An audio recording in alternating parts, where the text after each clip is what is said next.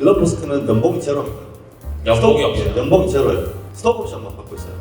그러면 일론 머스크의 유일한 보상은 주가네요. 그렇죠. 주가가 올라서 다른 주주들이 보상을 받을 때만 나는 보상 받겠다.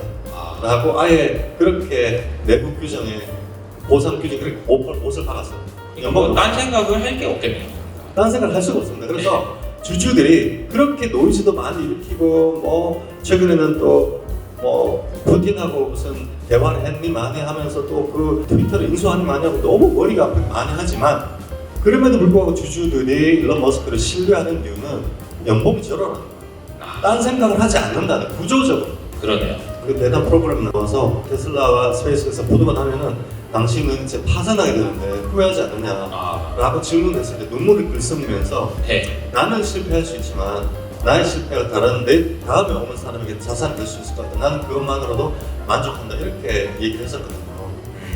그런 점으로서 봤을 때 상업주가 무엇인가, 그리고 일론 머스크가 주주와 함께 가는, 주주와 같이 파트너로서 자신의 보상을 같이 누리려고 하는 그런 모습들은 한국의 기업인들이 반드시 본받아야 하는 그런 모습 아닌가 이렇게 보고 있고요. 대표님이 생각하시기에 주주 권리 보호를 위해서 그리고 코리아 디스카운트를 해소하기 위해서 제일 필요한 게 뭘까요? 주주 환원율을 올리는 거죠. 주주 환원율이 글로벌 평균이 70%고 미국은 가장 높아서 90%거든요. 그러니까 번 돈을 다 돌준다는 것이죠. 근데 한국은 25%밖에 안 됩니다. 이렇게 되면은 기업은 위대할지 모르지만 주주는 개털해요. 이런 상황이 되는 것이고. 안녕하십니까. 한국기업 거버넌스 포럼의 김규식입니다.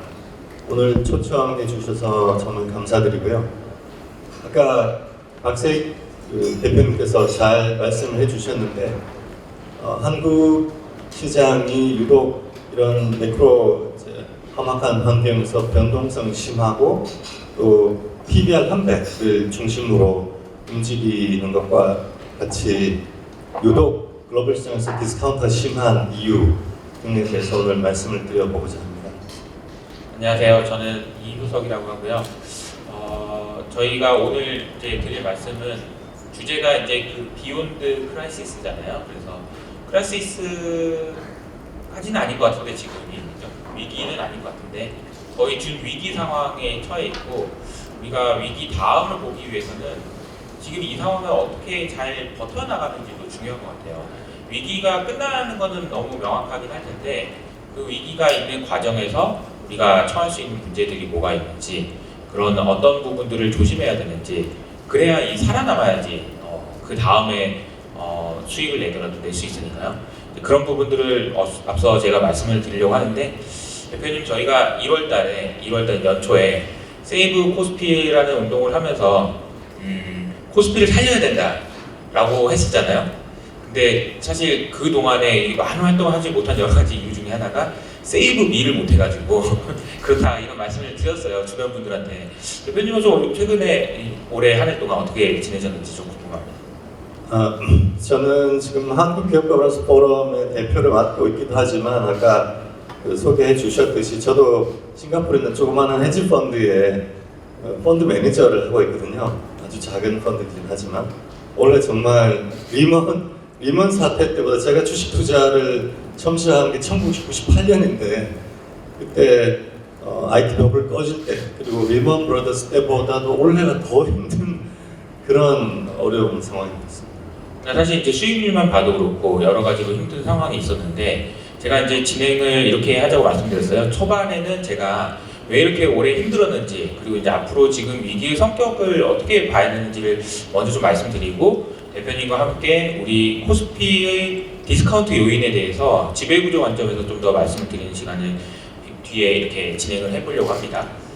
제가 그러면 한 가지 좀 여쭤볼게요. 그 비욘드 크라이시스인데 지금 크라이시스가 거의 이제 눈에 보일랑말랑하는 상황이고 영국에서는 이제 크라이시스 막으려고 중앙은행이 국채 시장에 개입을 했었잖아요.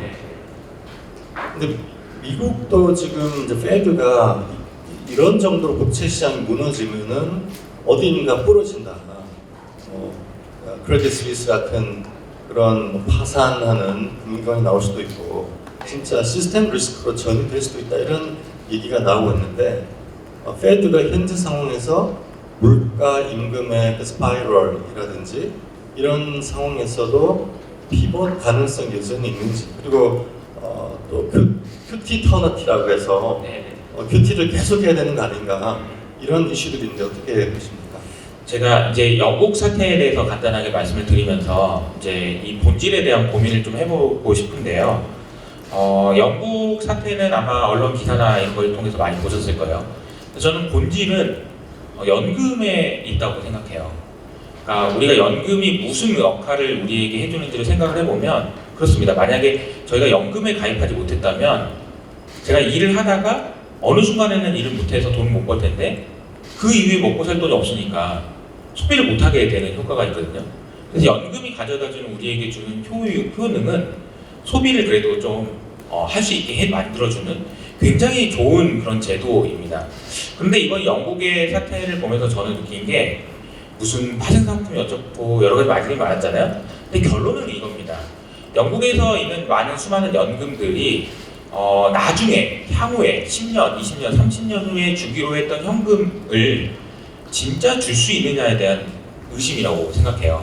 왜냐하면 연금을 운용하는 입장에서도 돈을 받고 그 받은 돈을 운용해서 30년 후에 돌려줘야 되는 역할을 해야 되잖아요.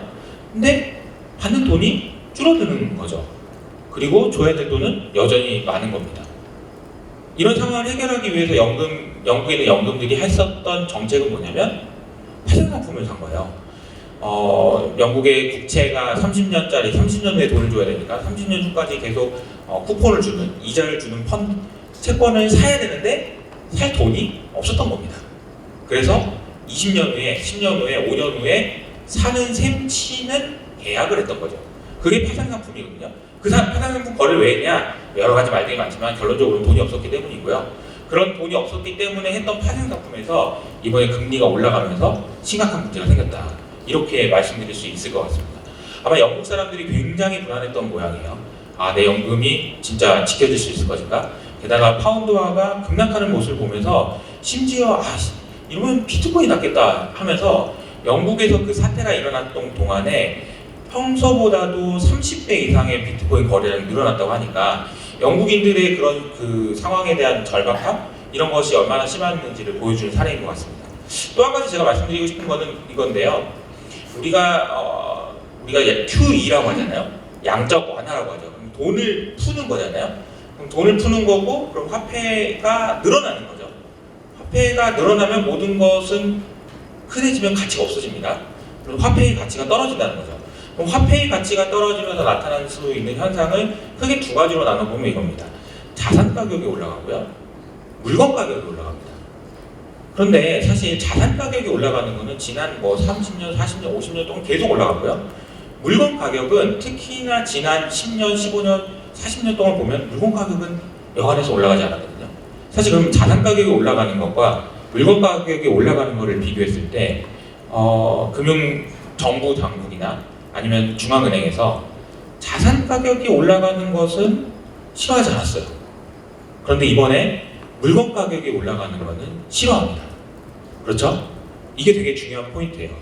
자산 가격이 올라가는 것은 괜찮다고 했어요. 그런데 물건 가격이 올라가서 실생활에 영향을 주고 사람들이 이게 소비를 줄여야 되는 거 아니야 라고 하는 것은 문제가 된다고 얘기합니다.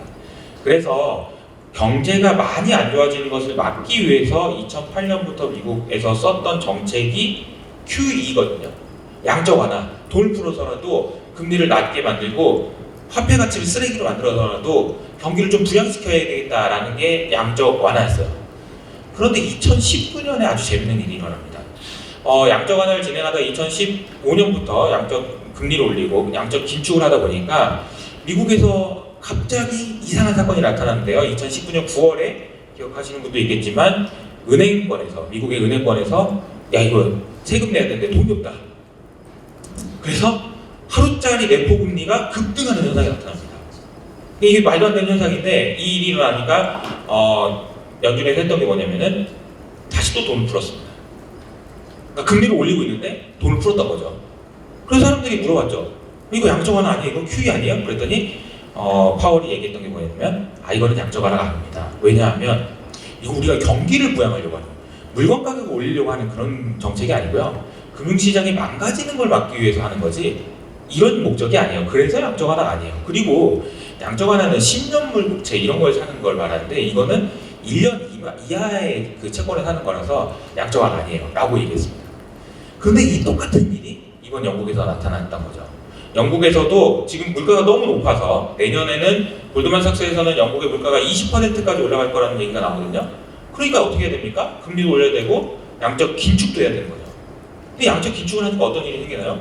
금리가 올라가고 아까 말씀하셨던 연금에서 문제가 생기기 시작합니다. 물건 가격이 올라가는 거는 안 되는데 자산 가격이 빠지는 것도 안 되는 거예요. 그래서 영국에서 양적 완화를 또 했습니다. 근데 이번에도 양적 완화는 아니라고 하죠. 왜냐하면 경기 부양을 목적으로 하는 게 아니고 금융시장을 막아야 되기 때문이야 라고 얘기했기 때문이에요. 그래서 이걸 또 not QE라고 합니다.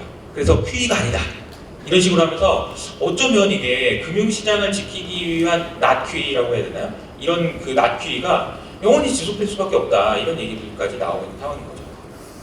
시스템 리스크로의 전이를 막기 위한 조치다 이렇게 보면 되는 거군요. 맞습니다. 네. 그리고 이제 제가 오늘 이제 위기에 대해서 여러분들이 고민하실 때 굉장히 중요한 포인트는 이거예요.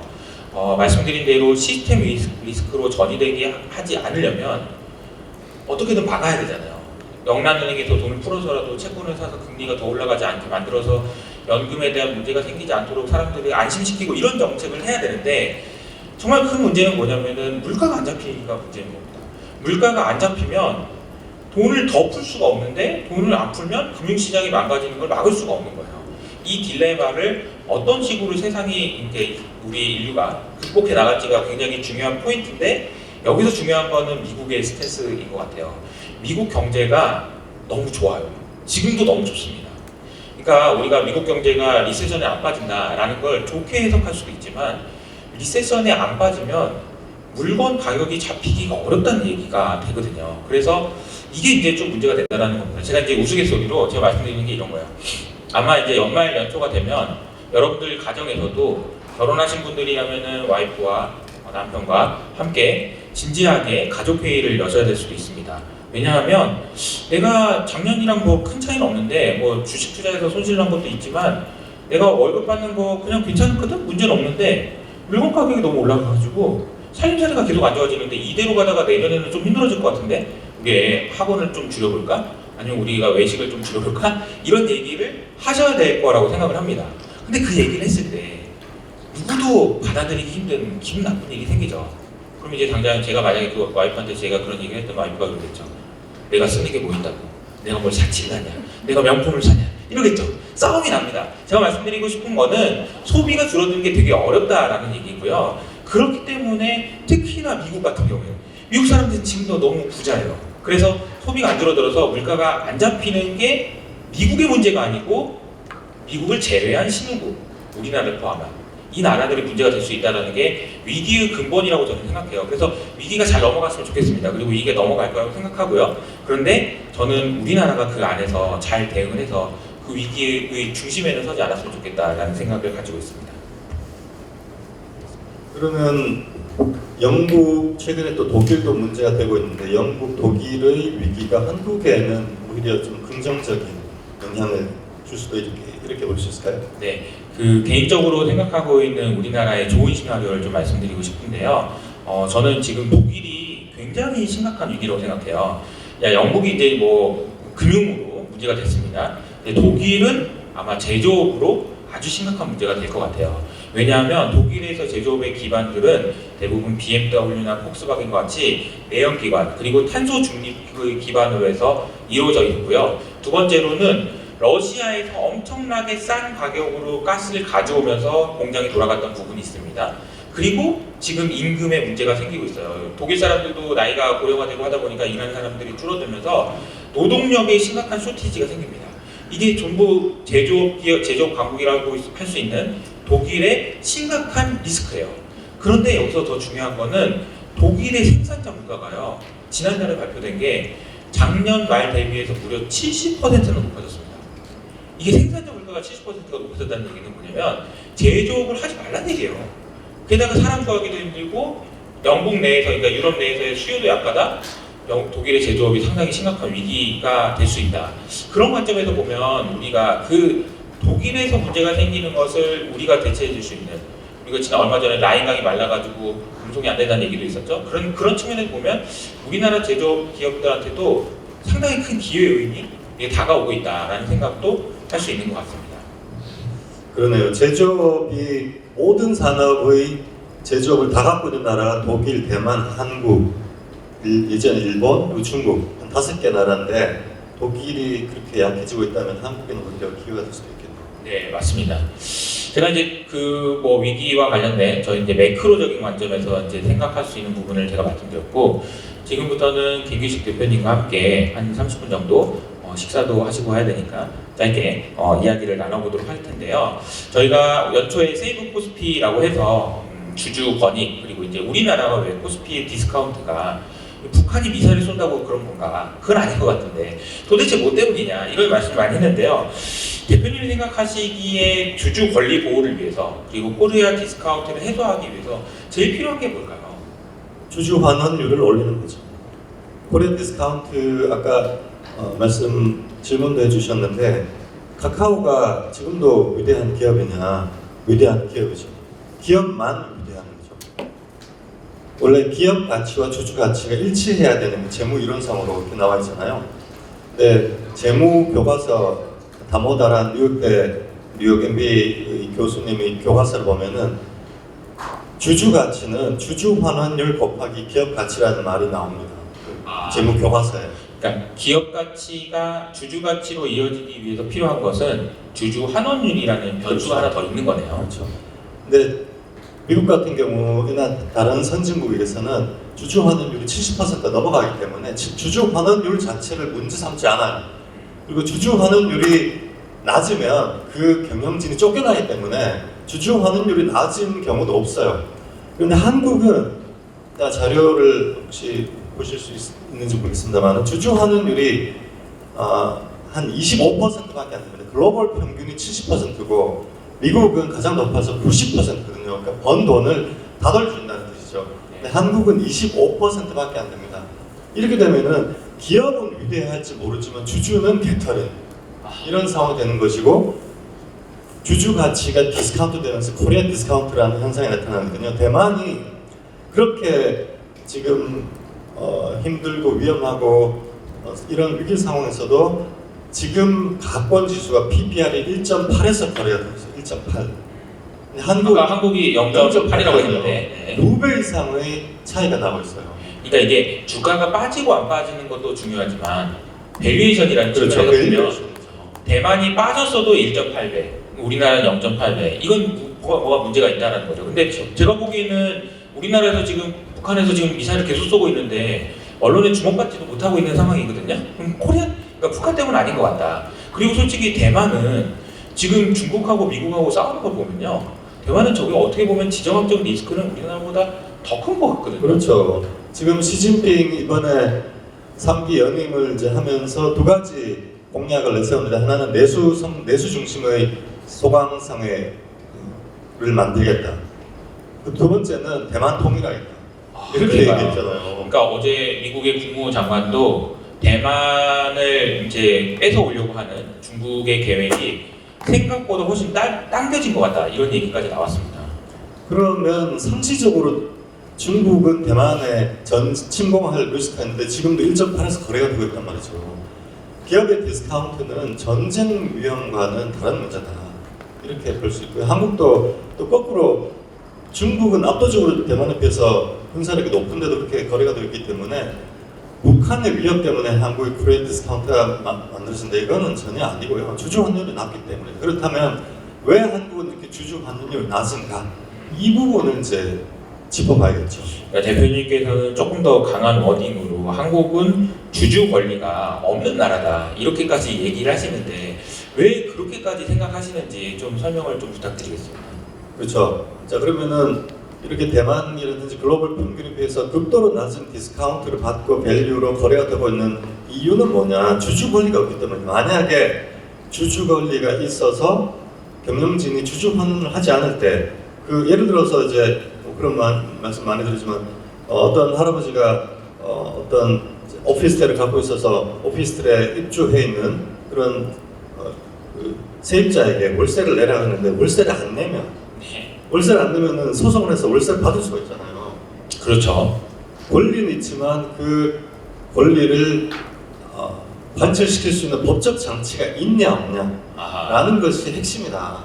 근데 한국이 주주 권리가 있다고 상법에 나와 있지만 결국 디스카운터에서 주주 권리가 마치 없는 것처럼 되는 이유는 자신의 주주 권리를 관철할 수 있는 법적 장치가 없기 때문이다 라고 말씀을 드리는 거죠.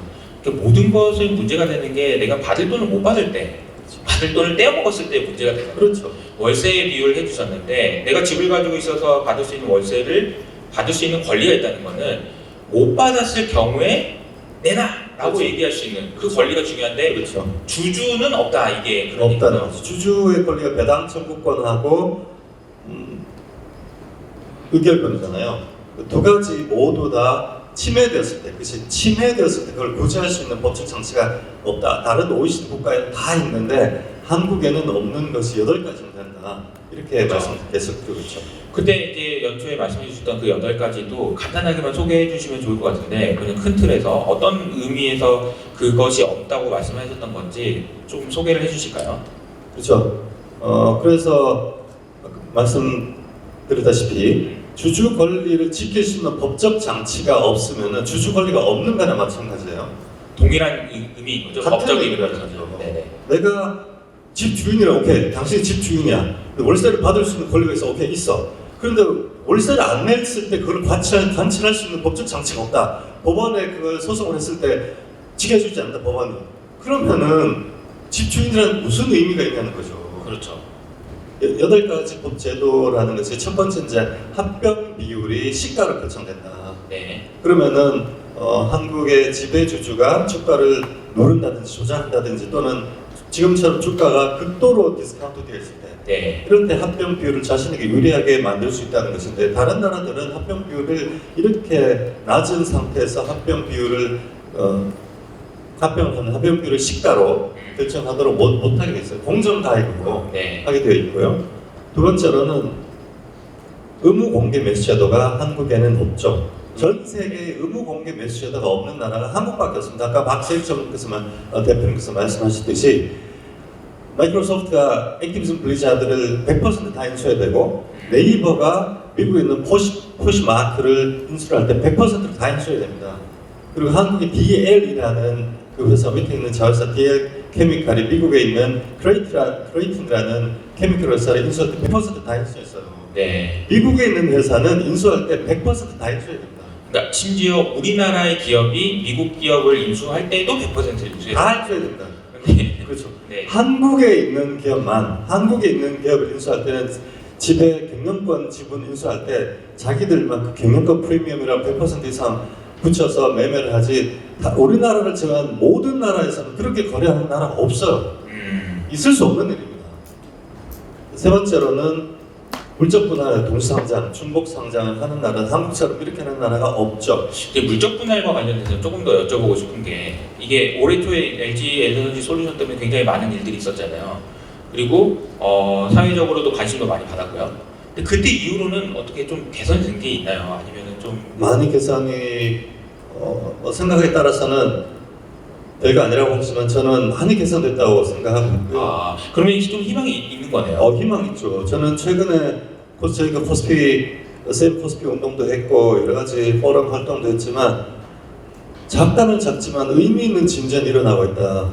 실제 금융위원회가 물적 분할 중복 상장을 해서 주주 권리가 침해되는 걸 방지하기 위해서 한 3가지에 걸쳐서 아주 큰 의미 있는 주주 보호 방안을 내놨습니다. 첫째는 물적 분할할 때 상장할 건지 여부를 밝혀라. 미리 밝혀라. 분할하고 나서 상장할지를. 그렇죠. 네. 분할할 시점에 네. 공시를 하면서 분할할지 여부를 밝혀라서 이번에 그래서 최초로 삼양 패키징이 물적 분할을 PET, 팩트 재활용 사업을 물적 분할하면서 상장할지 여부를 밝혔습니다. 상장하지 않겠다고 했어요. 그래서 상장하지 않음으로써 주주 권리를 보호하겠다고 공시에 아예 박았습니다. 이 처음 있는 일이에요. 네. 그러니까 사실 LG 에너지 솔루션도 분할하고 나서 상장을 했으니까 문제가 되는 거잖아요. 그렇죠. 네. 상장 때문에 문제가 되는 거예요. 만약에 물적 분할된 상태로만 있으면 문제가 되지 않아요. 거의 문제가 되지 않는데 상장함으로써 문제가 되는 거거든요. 근데 상장하지 않겠다고 돼 있다는 공시했다는 점이 좀 의미가 있고, 두 번째로는 그러면 상장을 한다면은 주주 권리가 침해되기 때문에 그 침해를 어떻게 보호할 건지에 대해서 주주 보호 방안을 내놓고 주주와 의미 있는 소통을 해라. 주주로부터 그 주주 보호 방안에 대해서 의견을 듣고 경청하고 그걸 충분히 반영해라. 그것이 어느 정도로 소통했는지, 주주 보호 방안을 어느 정도로 반영했는지를 상장 심사할 때 반영하겠다. 이렇게 얘기했고요. 그것이 두 가지고, 세 번째로는 주식 매수 청구권을 도입하겠다라고 했는데, 이제 그거는 아까도 말씀드렸다시피 시가로 주식 매수 청구권을 시가로 행사 가격을 결정하도록 하면은 그거는 이제 반쪽짜리다, 저는 그렇게 보고 있는데, 공정 가액으로 결정해야 된다라고 보지만 그래도 의미 있는 진척을 보였다. 그러니까 한 해 동안에 있었던 일치고는 그래도 여전히 좀 부정적으로 보시는 분들은 저는 제도가 나오기 전에 벌써 수많은 기업들이 물적 분할했다, 뭐 이래서 의미가 있냐, 뭐 이런 생각도 하시는 분이 있어요. 그런데 대표님께서 말씀하신 대로 없었던 것보다 훨씬 나은 것 같고요. 변화가 시작됐다는 것도 의미가 있는 것 같고요. 그렇죠. 거대한 일보 전진이다, 저는 그렇게 보고 있고, 말씀하셨다시피 이미 상장을 한 기업 몇 군데 있습니다. LG 에너지 솔루션이 상장했고요, 현대중공업이 상장을 했습니다. 네. 이 두 기업은 우리는 먼저 상장했으니까 용명 주겠지, 이런 식으로 발뺌하면 절대 안 되고요. 금융위가 내놓은 주주 보호 방안을 소급해서, 만약에 지금 상장이 되어 있지 않다면은 현대중공업이 그런 식으로 물적 분할을 상장을 상상도 할 수 없는 일이에요. 네. LG 에너지 솔루션도 그런 식으로 상장이 안 됩니다. 따라서 지금이라도 주주 권리가 침해되었다는 것을 자각하시고, 빨리 아까 박세익 전문께서 주식을 일부 매각해서 LG화학 자사주 매입 소각하든지 특별 배당을 하든지, 현대중공업 같은 경우에도 한국조선해양이 현대중공업 주식을 일부 매각을 하든지 다시 합병을 하든지 자사주 매입 소각을 하든지 뭔가 특별한 주주 권리 보호 방안을 빨리 내놓으셔야 됩니다. 그냥 지나간 문제라고 되는 게 아니고, 그리고 또 풍산과 DB 하이텍 경우는 물적 분할을 공시했다가 철회했어요. 이런 관점에서 최근에 주주 연대 모임도 활성화되고 있고 의미 있는 진전이 이루어지고 있다, 그렇게 저는 생각하고 있습니다. 그러니까 이제 물적 분할과 관련돼서도 굉장히 많은 일들이 있었는데, 어떻게 보면 물적 분할 정책 나오기 전에 난 했으니까 괜찮지, 용명 죽겠지, 뭐 이런 게 아니고 절대 안 근데 그런 그 회사들에게도 계속해서 압박을 주고, 이거는 잘못된 거고 주주의 가치를 훼손하는 심각한 잘못이다라는 것을 메시지를 계속 줘야 되겠네요. 그럼요. 그래서 최근에 사실 이런 메시지를 아까 박세익 대표님께서 잘 말씀해 주셨는데, 연기금이 하셔야 돼요. 미국 같은 경우는 미국의 주주 대표 소송과 주주 행동을 가장 많이 하는 것이 캘퍼스라고 캘리포니아 공무원 퇴직연금입니다.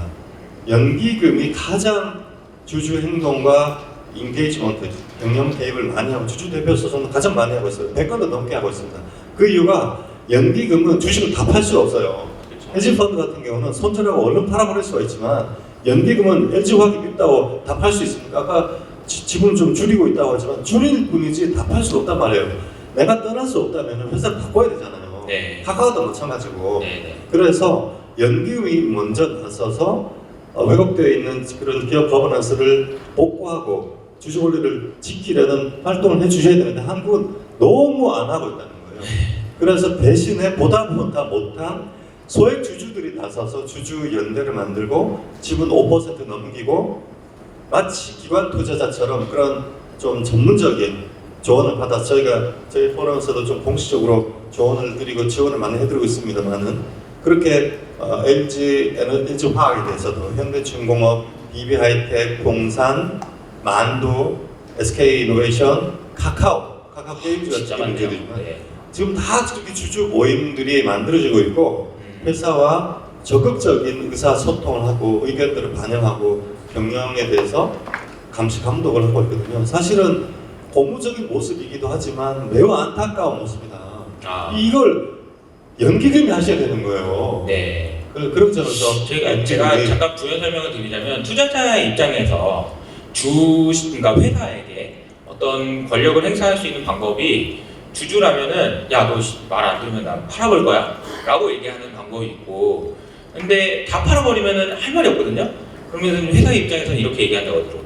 아 저 귀찮게 하던 주주 나가서 좋네, 이러면 좀 문제가 된단 말이에요. 근데 헤지펀드들 같은 경우에는 너 말 안 들으면 내가 숏이라도 해서 공매도를 엄청나게 해가지고 주가 빠뜨릴 텐데 내 말 안 들을 거야? 라고 얘기할 수는 있어요. 근데 헤지펀드들이 아닌 이상 이런 것을 실질적으로 할 수 있는 것은 국민연금이다. 국민연금이 주식을 다 팔아버린 다음에, 예를 들어서 누가 말을 안 듣는 뭐 회사가 있다. 그래서 난 네 주식 다 팔아버릴 거야.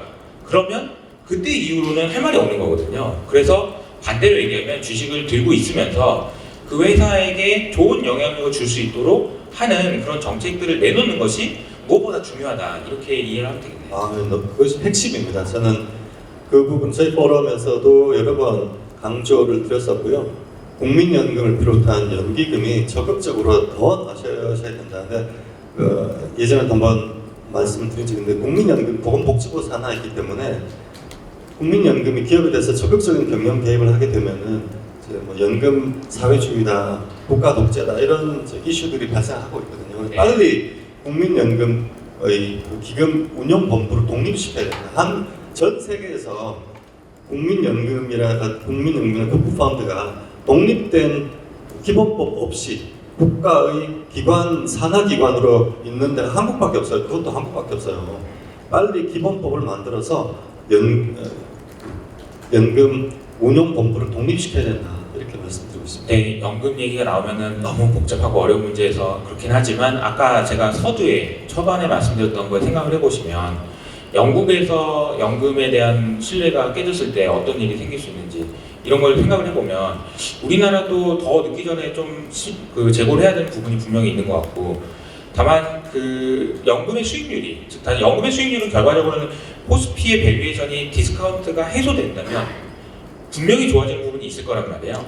그렇게 했을 때 우리 노후가 어떻게 바뀌는지에 대한 고민도 해보면 이건 너무나도 중요한 문제다라는 생각이 듭니다. 바로 그 부분, 기업 거버넌스 차원에서 아까 말씀하셨듯이 큐터너티라고 하는 영원히 시스템 리스크가 발생하지 않도록 간간히 양적 완화를 할 수밖에 없는 거지. 우리나라도 이제 저성장 노령화 사회로 이제 들어갔지 않습니까? 미국을 제외한 나머지 모든 선진국이 급격하게 노령화 사회, 중국도 마찬가지로 들어갔기 때문에 퇴직연금의 자산소득으로 노령 인구를 먹여 살려야 되기 때문에 자산시장이 급격하게 침체되거나 붕괴되면은 퇴직연금이 견딜 수가 없어요. 그러면 무슨 돈으로 그 노령 인구들을 먹여 살립니까? 그래서 자산시장이 급격하게 붕괴되는 것을 견딜 수가 없고, 일정한 조정은 있지만 다시 우상향하도록 무조건 만들어야 됩니다. 근데 한국도 절체절명의 그런 상황에 놓여 있고, 한국은 이제 좀 나은 것이 한국 비중이 지금 많기 때문에 글로벌 대체 자산으로 좀 더 확대하면서 국민연금이 수익률을 좀 올리고 있는데, 원래도 원화 환산을 하면은 해외에 나가 있는 대체 해외 자산이 약간 수익이 났기 때문에 원래 이제 약간 커버가 됐긴 하지만, 그렇지만 앞으로 계속 연금이 계속 한국 주식을 사야 되거든요. 결국은 한국의 자산시장 연금이 노령 인구들 계속 부양을 하고 이렇게 안정적으로 연금을 운용하기 위해서는 코리아 디스카운트를 어떤 식으로든지 조금씩 개선해 나가는 방법밖에 없습니다.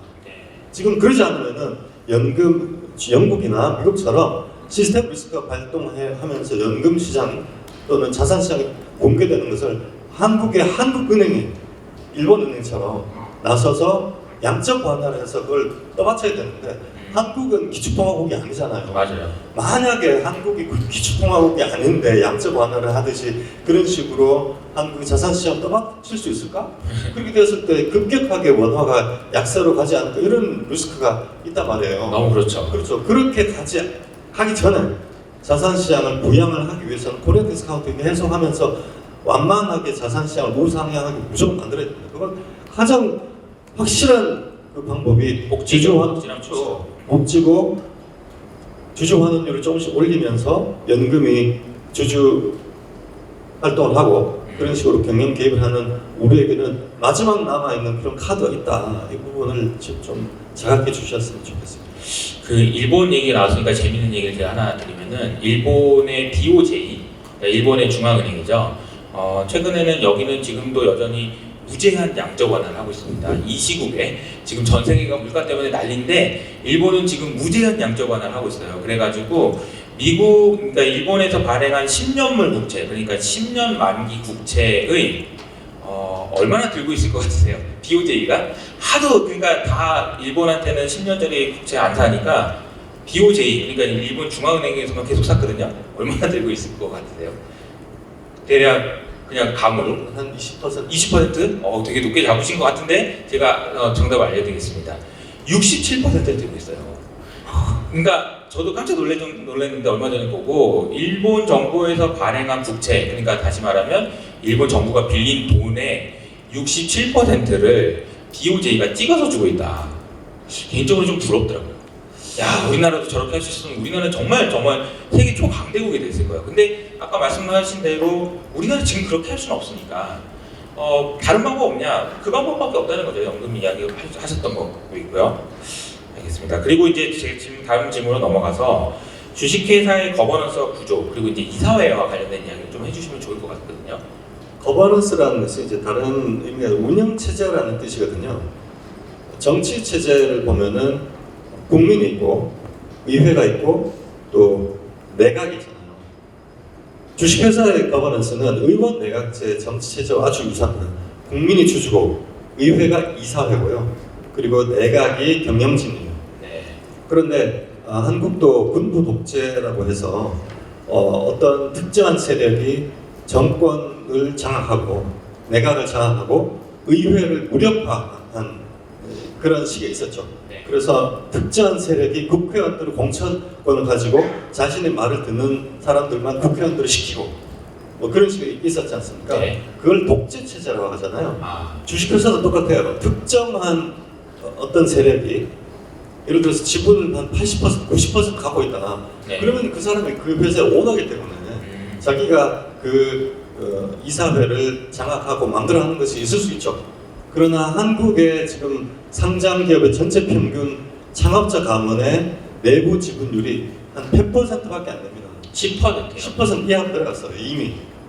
그러면 90%는 나머지 다른 주주들이 지분을 소유하고 있지 않습니까? 이런 상태에서 10%도 안 되는 특정 세력이 이사회, 의회를 100% 장악하고 한 명도 다른 소수 주주들이 파견하지 못하도록 자신의 대리인을 그 이사회에 선임할 수 없도록 만들고 완벽하게 지배하고 있는 이런 체제는 지배주주에 의한 독재 체제다 이렇게 말씀드릴 수가 있죠. 한국이 디스카운트 되는 이유가 주주 환원율을 하지 않는 이유가 그런 이사회가 내부 지분율 상으로 10% 이하로 내려가 있는 그런 지배주주들이 이사회를 100% 장악하고 있기 때문에 지배하고 있기 때문에 독재하고 있기 때문에 이렇게 말씀드립니다. 저도 이제 스타트업으로 이직을 하면서 여러 가지 많이 느끼는 것 중에 하나가 창업자가 지분을 유지한다는 게 진짜 어렵구나라는 생각 많이 하거든요. 왜냐하면 창업할 때는 뭐 지분을 많이 확보하더라도 도와주는 사람한테 뭘 줘야 되잖아요. 줄 게 없으면 지분을 줘야 되거든요. 그럼 지분이 계속 희석됩니다. 그러니까 회사 이해관계가 계속 늘어나요. 창업자 입장에서는 좀 짜증나죠. 나 혼자 하고 싶은데 옆에 이 사람 많아지니까.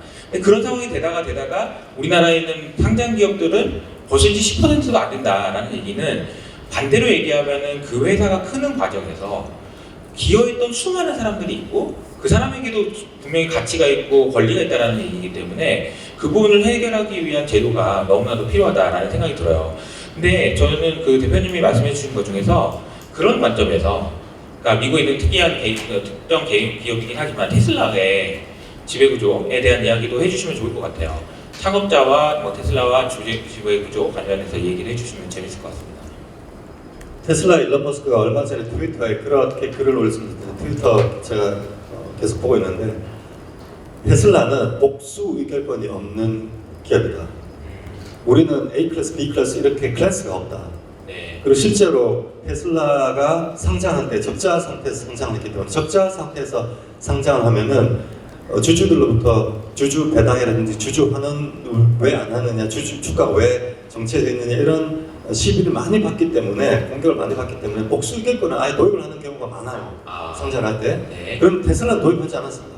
그 부분을 지적을 하면서 테슬라야말로 진짜 국민 기업이다. 지금 일론 머스크가 지분율이 한 17% 정도 갖고 있는데 그러니까 여러분 우리가 알고 있는 미국의 빅테크 기업 중에서 이렇게 창업자가 지분율이 많은 기업은 없습니다. 그렇죠. 네.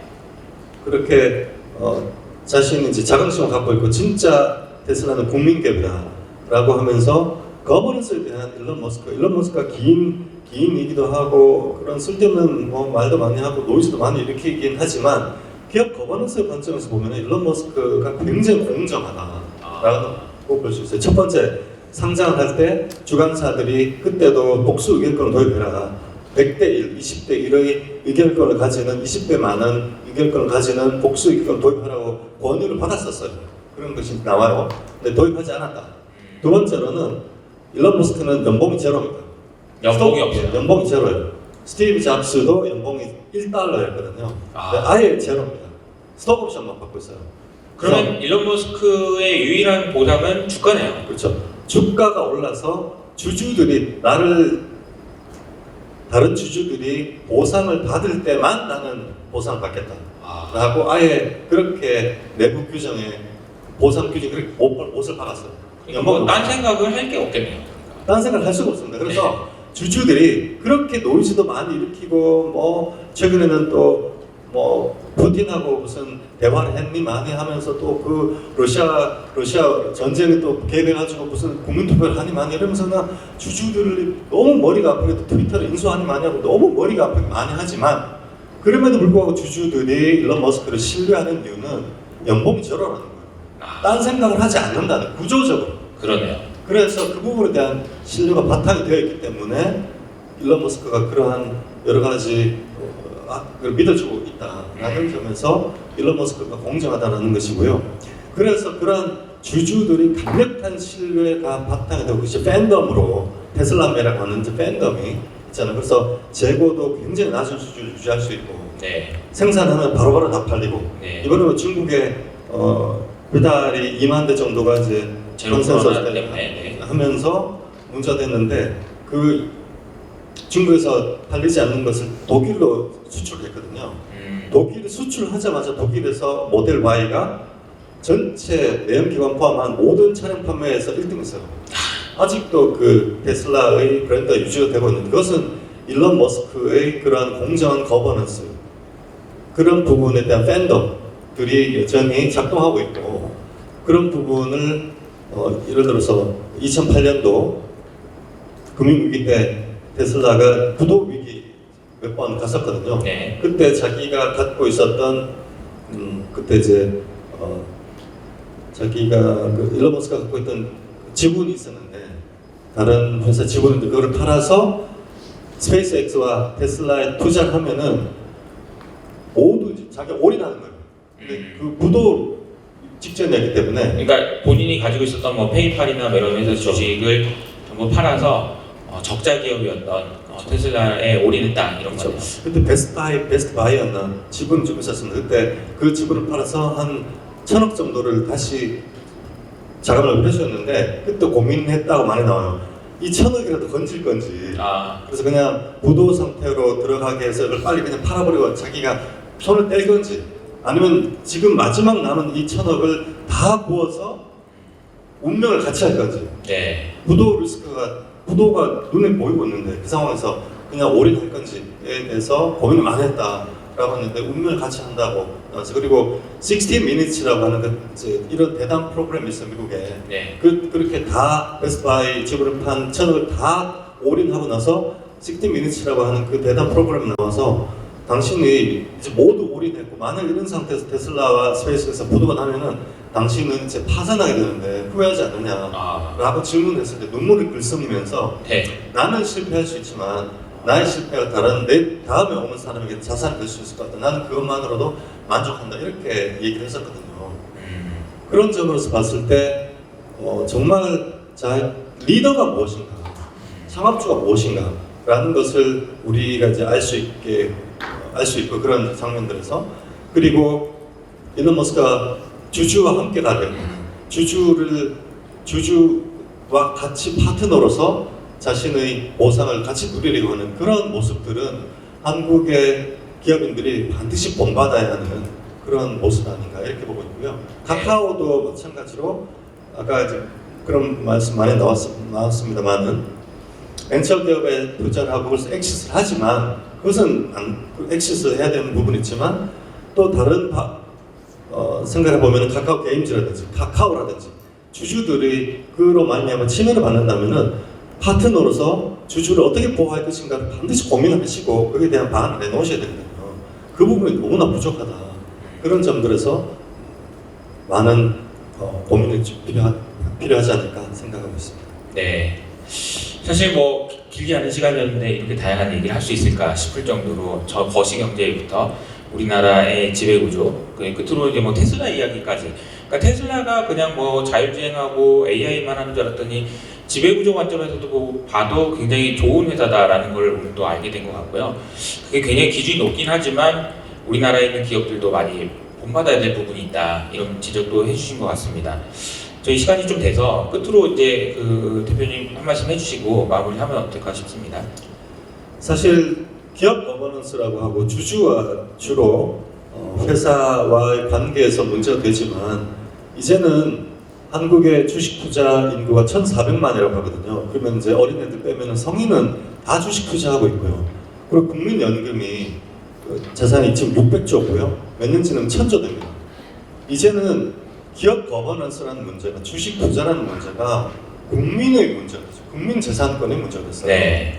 그래서 주주들만이 관심을 가질 문제가 아니라 국민 모두가 자신의 재산권을 지키고 나라의 미래와 운명이 걸린 문제라는 것에 대해서 좀 자각을 해주시고 모두 같이 이 문제를 개선해 나간다 이런 관점에서 적극적인 관심과 참여를 해주셨으면 하는 바람입니다. 네, 얼마 전에 그 워렌 버핏의 이제 전기를 보다 보니까 1960년대, 70년대 워렌 버핏이 지금 우리나라에서 저와 경기식 대표님이 하는 것처럼 주주의 권익을 위해서 의장이 있습니다 하면서 돈을 벌었던 사례를 제가 본 적이 있어요. 근데 지금 생각해 보면은 우리가 앞으로 언제까지 가야 되나, 이 이야기들을 언제까지 해야 되나라고 생각을 해보면 글쎄요, 미국의 사례를 보면 1960년대에 비슷하다고 보면 그래도 한 40년, 40년은 우리가 이런 이야기를 해야 되지 않을까 싶습니다. 그래서 계속해서 세이브 코스피를 이야기하고 세이브 코스피와 관련된 활동을 하기 위해서 또 필요한 것은 지치지 않아야 될 것 같아서 저희도 여러분 계시는 분들도 세이브 미를 먼저 하시고요. 세이브 코스피에도 항상 응원해 주시고 동참해 주시면 감사하겠다는 말씀을 드리면서 오늘 시간을 마무리하도록 하겠습니다. 감사합니다. 대표님 잠시만 기다려주시고요. 네, 뭐 많은 분들, 참석자분들 좀 질문도 있을 것 같아서 시간 관계상 한 분만 질문을 받도록 마지막으로 해보겠습니다. 그러면 한 분만 손 들어주시면 남자분 질문 좀 해주시겠습니까? 네, 마이크 좀 가져다 주시겠어요?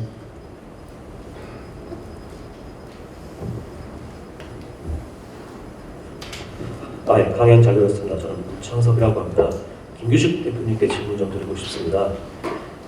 지적해주신 대로 한국 코리아 디스카운트의 좀 핵심 요인 중 하나가 물적 분할이잖아요. 근데 최근에는 기업들이 현대백화점그룹이라던가 하나솔루션, 포럼글로벌 이런 곳에서는 인적 분할이 진행 중이고요. 근데 인적 분할 같은 경우에는 투자자들의 피해 여지가 좀 작다는 측면도 있지만 반면에 보면 대주주가 자기 의결권이 없는 자사주의 신주를 배정해서 좀 자기 돈 한 푼 안 들이고 지배력을 높이는 그런 자사주의 방법이 발생할 수도 있다는 지적도 있잖아요. 그래서 좀 근본적인 해결 방안은 좀 없는 것인지 여쭤보고 싶습니다. 자사주 마법이 전 세계 다른 나라에는 하나도 없는데 한국에 있는 왜곡된 거버넌스 중에 하나입니다. 자사주 마법이 뭐냐면은 인적 분할이 뭐냐면 하나의 회사가 옆으로 이렇게 쪼개지는 거거든요. 인적 분할을 하는 과정이 먼저 분할 회사를 설립을 합니다. 그리고 분할 신주를 배정을 하는데 원래 가지고 있는 지분 비율에 따라서 신주를 배정해요. 그래서 그걸 분할 신주라고 합니다. 그래서 인적 분할이라고 하는 것은 회사 설립, 분할 신주 이렇게 두 가지 과정으로 되어 있어요. 그런데 자사주가 무엇이냐는 본질에 관련해서 미국의 재무 이론 교과서나 모든 다른 나라의 경우에는 자사주를 자기 회사 주식을 매입을 하면 매입하는 순간에 총 발행 주식수에서 없어집니다. 그리고 회계 재무상태표의 자본에서 차감되고요. 총 발행 주식수에서 없어지기 때문에 없는 주식이에요. 이미 없어진 주식. 근데 한국은 법인세법에 보면은 법인세법 시행령에 자산으로 되어 있습니다. 그래서 법인소득세법 자사주를 매각했을 때 그 처분 이익에 대해서 법인세법의 과세 기준으로 과세 대상을 하고 있습니다. 법인세법이 그렇게 돼 있어요. 그래서 한국은 자사주를 자산으로 보고 있습니다. 그런 나라 한국밖에 없어요. 그래서 법인세법을 또 폐기해야 되는데 폐기해야 된다고 저희가 여러 번 세미나하고 활동도 했습니다만 이렇게 되어 있는 상태에서 분할신주를 배정할 때 그 자사주에도 분할신주를 배정합니다. 그러면은 그 자사주는 지배주주가 이사회를 장악하고 있는 지배주주가 갖고 있는 마치 지배하고 있는 자산이기 때문에 지배주주에게 더 주식을 몰아주는 것과 마찬가지다. 그런데 자사주는 회사 돈으로 사버리잖아요. 회사 돈으로 샀기 때문에 주주들 돈으로 사서 지배주주가 지분을 늘리는, 지배력을 늘리는 그런 수단으로 활용이 되고 있는 거죠. 그거는 한국만 그렇게 하고 있어요. 그래서 첫째, 법인세법 시행령을 폐기해야 됩니다. 그리고 두 번째로 그런 자사주 마법이 일어나는 것 같은 그런 이제 행태가 한국거래소와 금감원은 자사주를 매입해도 총 발행 주식수에서 차감하지 않아요. 다른 나라에 보면 블룸버그를 보면 예를 들어서 조광태역 같은 경우에 자사주 한 46% 정도 있거든요. 총 발행 주식수가 블룸버그와 한국거래소에서 공시하고 있는 두 가지가 한국 공시, 금감원 공시하고 블룸버그의 공시하고 달라요. 블룸버그의 그 터미널을 보면은 46%는 없는 주식으로 총 발행 주식수를 아예 빼버렸습니다. 그런데 한국의 금감원은 그걸 총 발행 주식수에 넣고 있단 말이에요. 그래서 법인세법을 폐기하고 금감원과 거래소에 공시되는 총 발행 주식수에서 그걸 빼야 됩니다. 그러면 그것이 없는 주식이 되잖아요. 그러면은 자사주의 분할 신주를 배정하는 일이 없어지겠죠. 그렇게 빨리 만들어야 됩니다. 자, 이해가 좀 어려우실 수도 있는데 유튜브에 자사주 마법에 대해서 저희 거버넌스 포럼에 세미나를 해서 올려놓은 동영상들이 있기 때문에 꼭 참고해 주시기 바랍니다. 반드시 없어져야 되는 악법 중에 악법 중에 하나입니다. 네, 대답이 됐으면 좋겠습니다.